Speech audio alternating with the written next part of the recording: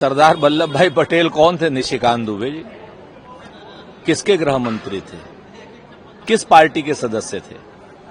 आपका मूल रूप से दिमाग जो है संतुलन में नहीं है, इसीलिए आप दूसरे के पिताजी को अपना पिताजी बनाने पर लगे रहते हैं। उधार के सिंदूर से सुहागिन क्यों हो रहे हो भाजपा वालों? बिल्कुल सही है, सरदार वल्लभ भाई पटेल ही कश्मीर के भी नायक हैं, सरदार वल्लभ भाई पटेल ही हैदराबाद के भी नायक हैं, सरदार वल्लभ भाई पटेल और पूरी कांग्रेस देश को एकीकृत करने के लिए नायक हैं। लेकिन आप लोग क्या कर रहे थे उस वक्त?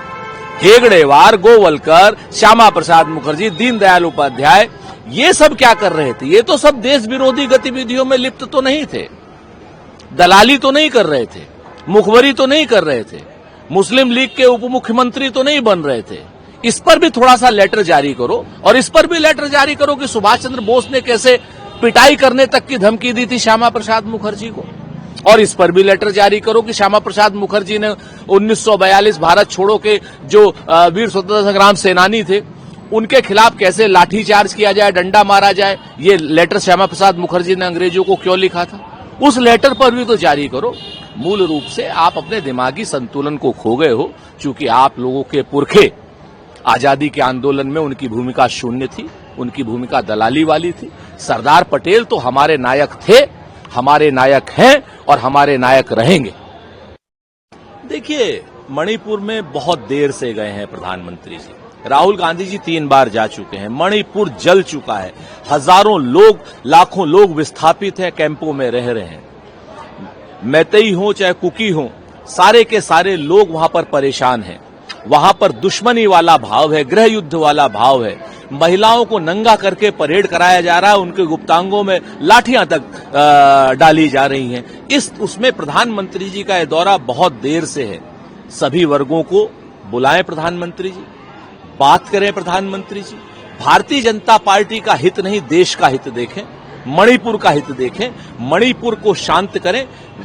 शांत और सुरक्षित मणिपुर देश के हित के लिए है प्रधानमंत्री जी। आपके जो लोगों ने वहां पर आग लगाई है, एन बीरेन सिंह टाइप के लोगों ने, उनको सजा दिलाइए। ये आपका नैतिक कर्तव्य भी है और ये आपकी जिम्मेवारी भी है। से सवाल पूछा गया तो उन्होंने कहा कि अगर चुनाव आयोग वोट चोरी को बंद नहीं कराता और फ्री एंड फेयर इलेक्शन को इंश्योर नहीं कराता है, क्योंकि जैसे बीते दिनों देखा गया तो चीजें गड़बड़ा सकती हैं और यहाँ पे भी लोग सड़कों पे निकल आएंगे, जैसे अन्य देशों में भी तस्वीरें सामने आ रही हैं। तो ये तो बात सच है, अपने आप लोग निकल रहे हैं सड़कों पर। अखिलेश यादव जी ने बिल्कुल सही कहा।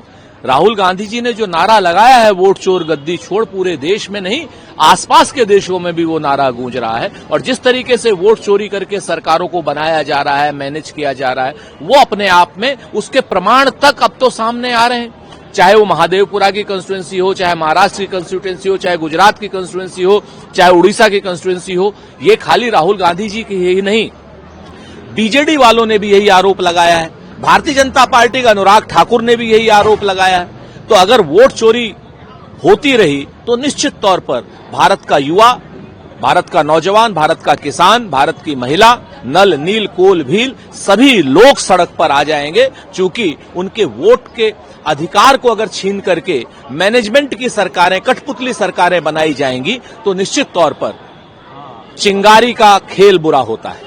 बयान अब आया है जो अभी टैरिफ इम्पोज किया गया, उन्होंने कहा है कि अभी जिस तरह से भारत विकास के पथ पे बढ़ रहा है और ये सारी चीजें, जिसको देखते हुए ये टैरिफ इम्पोज कर दिया गया, क्योंकि अमेरिका मानता है मैं और मेरा देश, जबकि मैं मेरा नहीं, जो हम और हमारा होना चाहिए, और इसको अपनी तरह से करने के लिए वो टैरिफ लागू किया गलत तरीके से। देखिए, मोहन भागवत जी हो चाहे नरेंद्र मोदी जी हो, ये तो फिसल गए तो हर हर गंगे।